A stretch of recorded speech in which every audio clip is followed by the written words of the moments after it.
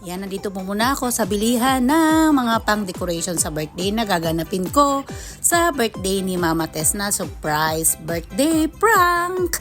Ayan, wala siyang alam sa idea ko na to.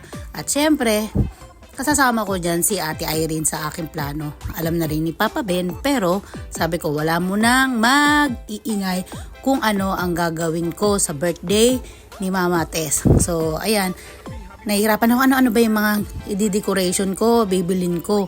So, ayan yung mga napili ko pala. So, ayan, bayaran na muna natin siya.